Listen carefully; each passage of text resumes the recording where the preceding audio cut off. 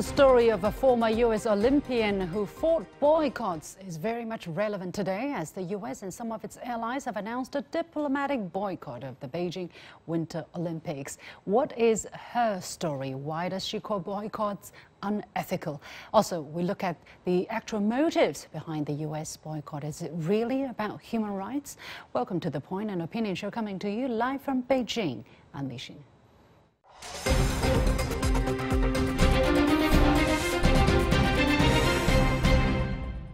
History has witnessed many damaging scenarios caused by the politicization of sports. The biggest boycott of the Games in 1980, led by the U.S., smashed the dreams and careers of many athletes and created a domino effect.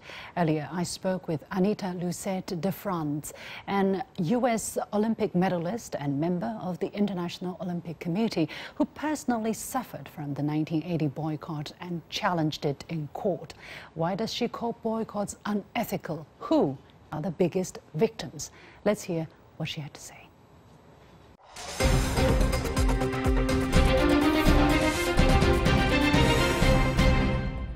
Welcome to The Point, Ms. DeFrantz.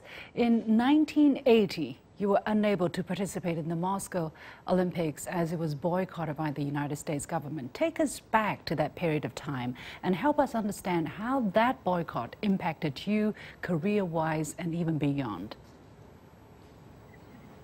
We athletes in 1980, the U.S. team, were all self-financed. We had no support developing our skills, and until we made the Olympic team, we would not receive support. The federal government made no contribution, state or local. So we were there because we really wanted to be there. And it seemed so wrong that that opportunity would be taken away from us for no clear reason. I had the opportunity at one of the mini briefings to ask the chairman of the chairman of the Joint Chiefs of Staff of the military if one life would be saved, just one life would be saved if we did not compete at the 1980 Olympic Games. And his answer was no, he couldn't say that. And to me, it just made our lack of opportunity even more desperate. The part that really hurts is not, I had the chance to compete, so I knew what we were missing. If you don't compete at the Olympic Games, you're not an Olympian.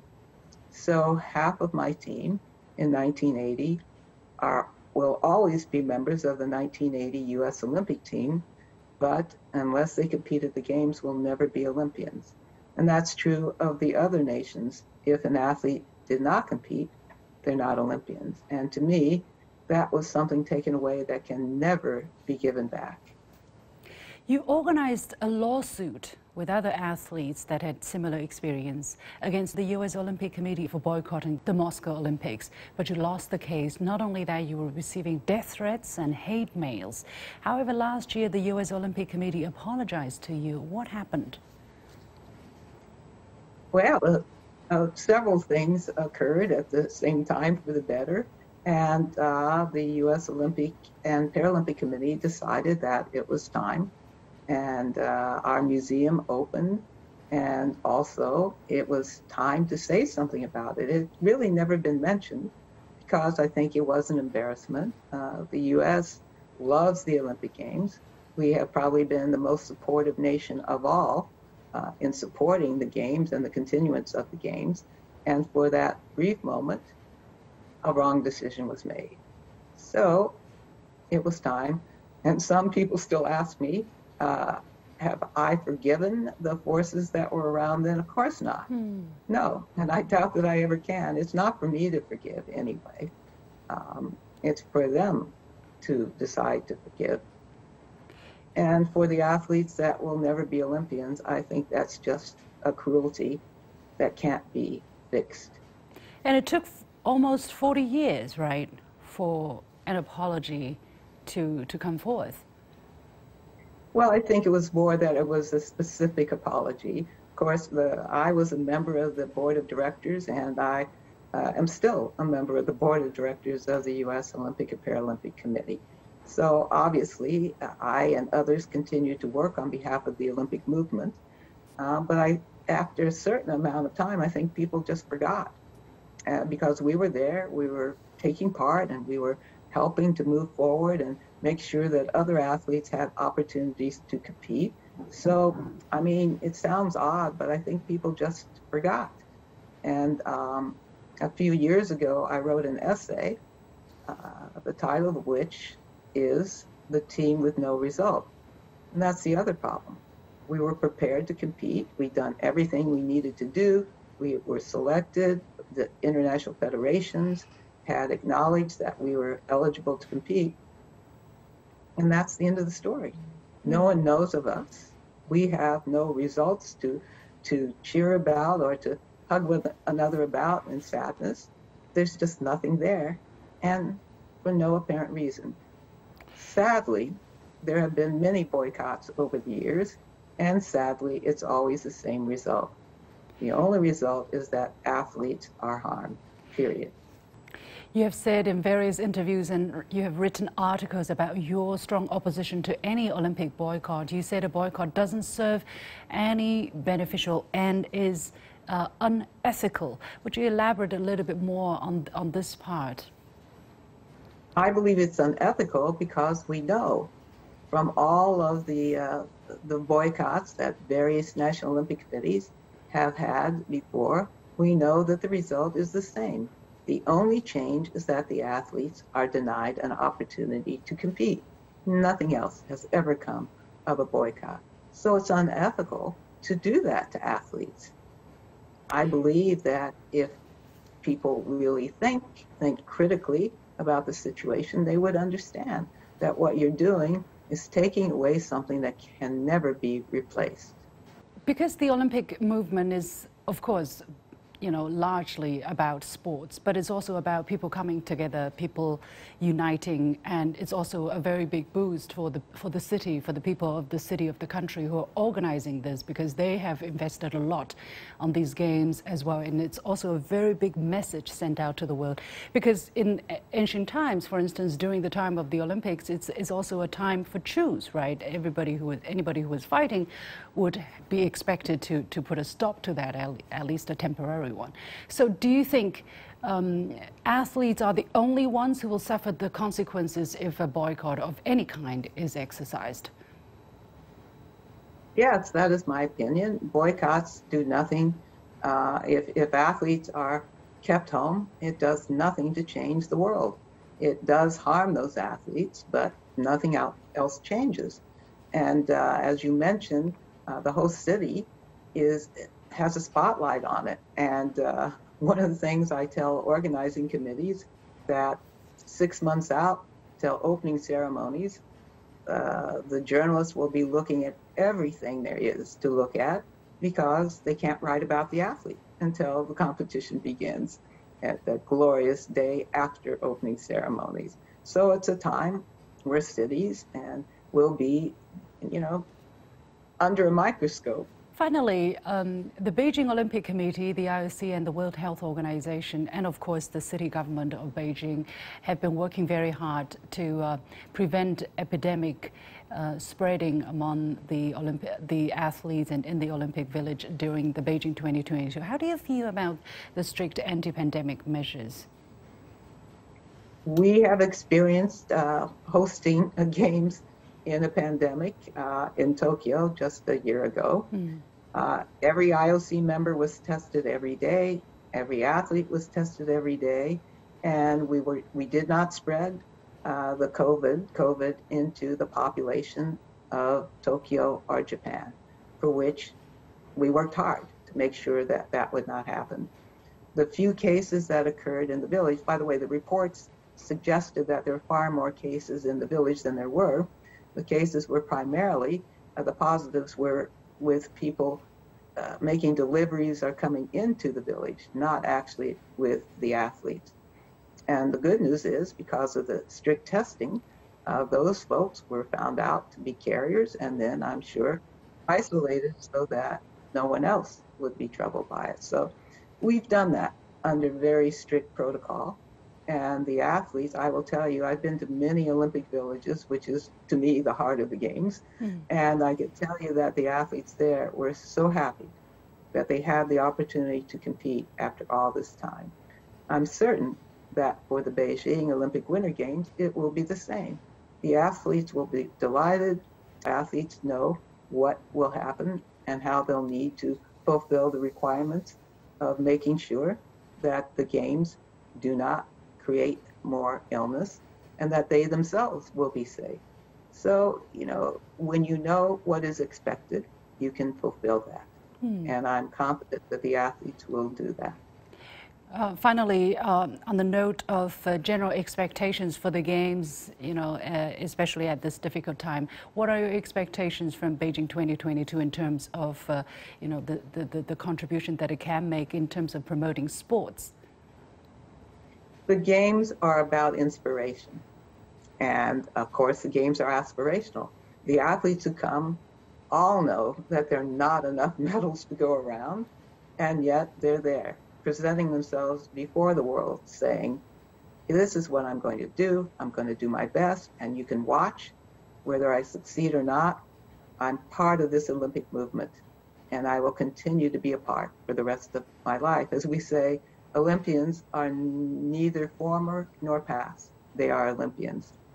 I myself competed in the last millennium, so I know that I am not competition worthy now, but I will always have the title of Olympian, and I want to make sure that I carry that title with dignity. So I expect a great deal of inspiration from the Games in Beijing, and a lot of athletes who will have many, many stories to tell, and the people of Beijing will be able to experience this unique opportunity.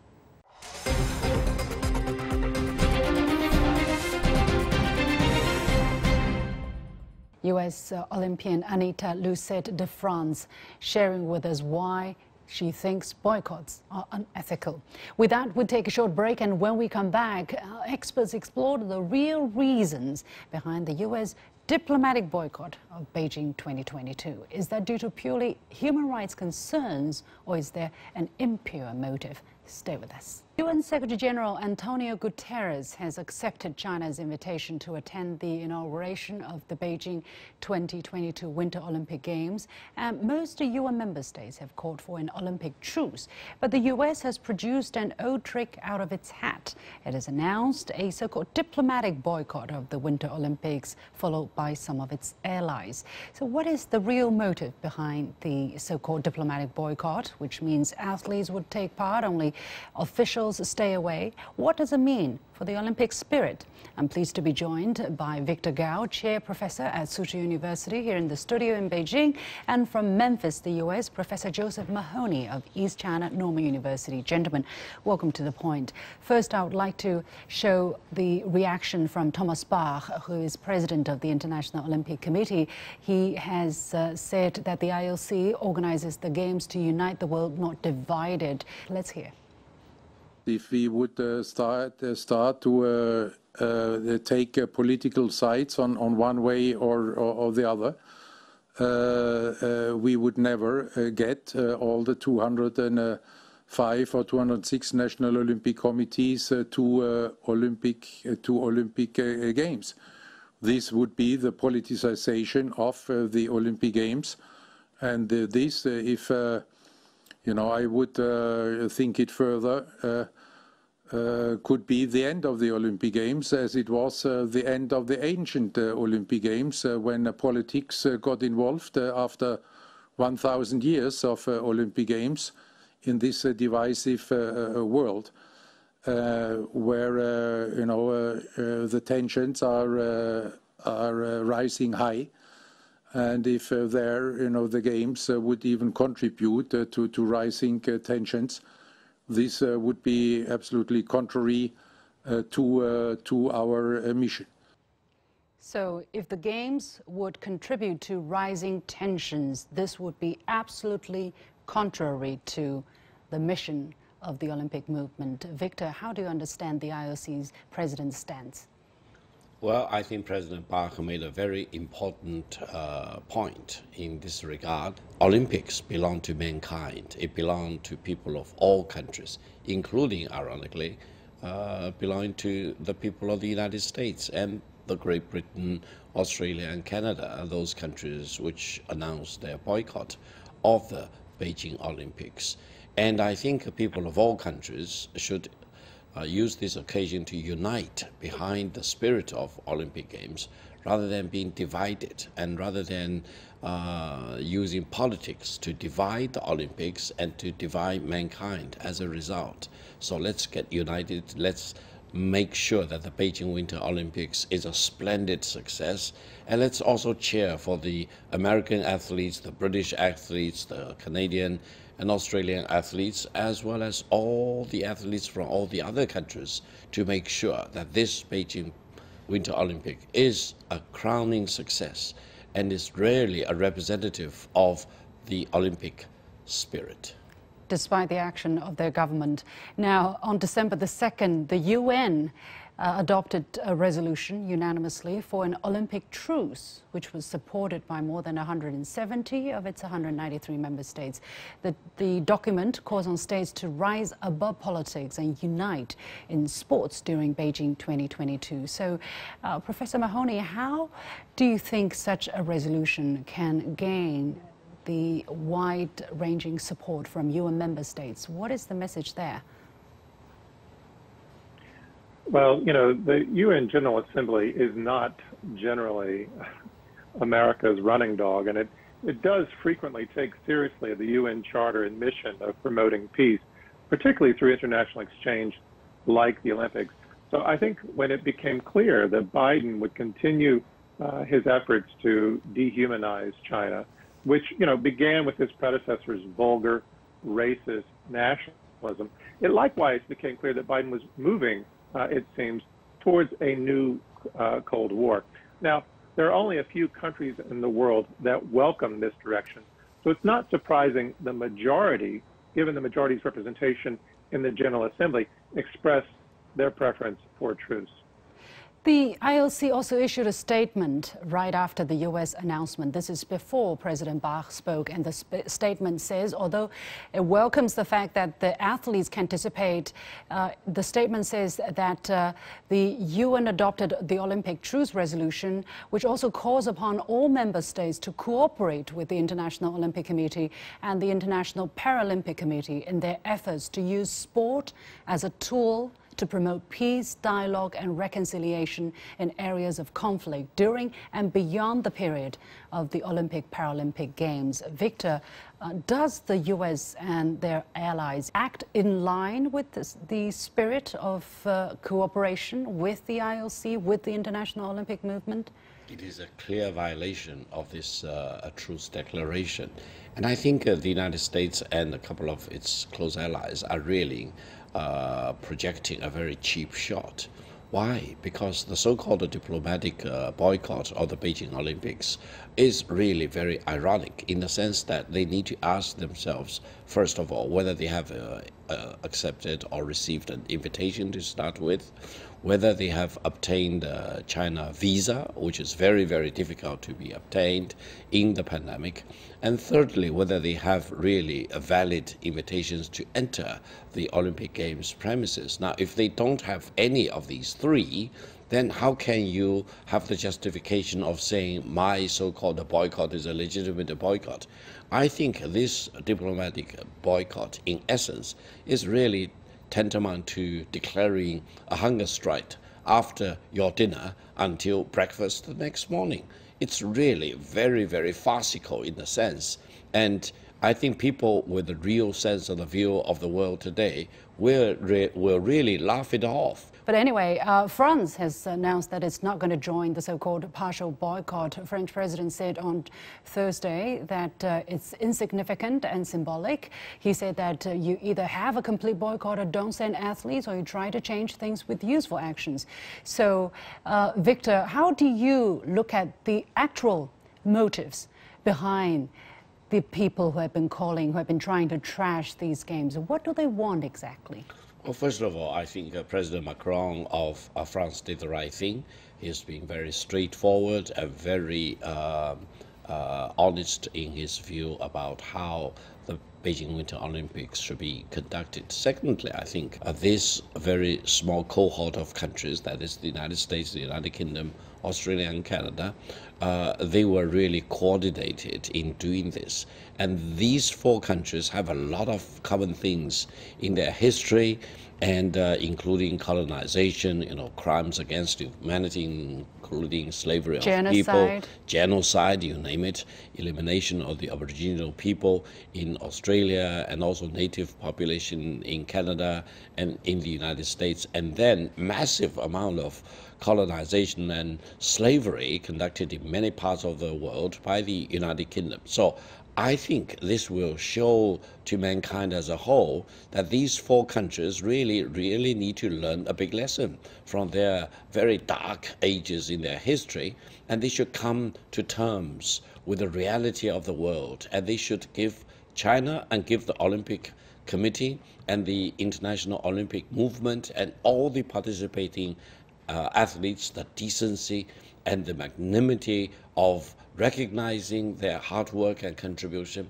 And also, I truly believe that the American government officials will, in their homes or in their offices, continue to watch the Beijing Olympics, and I will be surprised if they will not cheer the winning American athletes when they win gold or silver or bronze prizes. So it's really not material.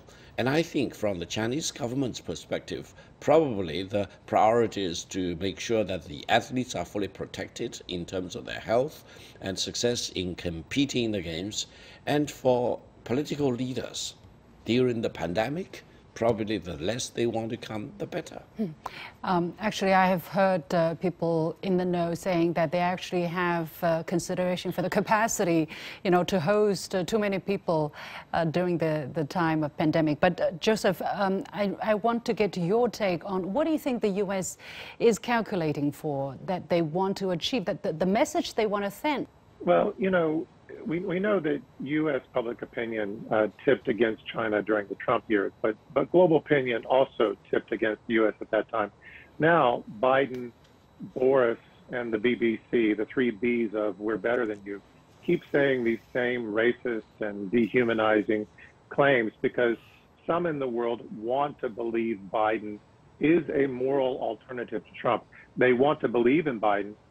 So one lie begets another. And, the thing that, as Victor was saying, these various countries that are following the United States, the one thing that they really have in common is they all depend on the United States. They don't have independent foreign policies.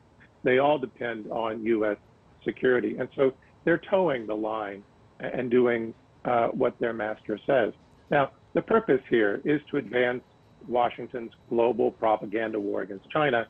And it's one of many efforts that the U.S. is advancing right now that indicates that we are more and more entering a Cold War. The U.S. has used the excuse of human rights violation, right? They say they are boycotting the games on concerns of human rights abuses and crimes against humanity or ongoing genocide in Xinjiang. What's wrong with such logic? Well, first of all, I think if you look at human rights record in China, it should be much better than the human rights records in the United States, where you see massive amount of gun violence in school campuses, for example, massive amount of discrimination against people of color, especially of Negro descent, of African ancestries, and also Latin American people's discrimination suffered. So I would say the United States should really straighten out its own track record in terms of the deprivation of the rights of many broad masses of the people in the United States before they really want to come on to the international stage to talk about human rights. Because otherwise, they will not be trusted. They will be accused of hypocrisy and double standards. And I think when the United States cannot get its act together to do a thorough investigation of the seizure of the Capitol Hill on January the 6th, 2021, it becomes a laughingstock in front of mankind at large. So I hope the United States can be more serious about their own human rights situation. I would say human rights start at home before you have the justification to talk about it abroad to people of other countries. Okay. Well, of course, we have been seeing the topic from the Chinese perspective. Many thanks to Victor Gao, Chair Professor at Soochow University, and Professor Josef Mahoney of East China Normal University, joining us from the United States. And with that, we come to the end of this edition of The Point with me, Liu Xin. As always, you can follow me on Facebook and Twitter using the handle Liu Xin in Beijing. Thanks for watching. You've got the point.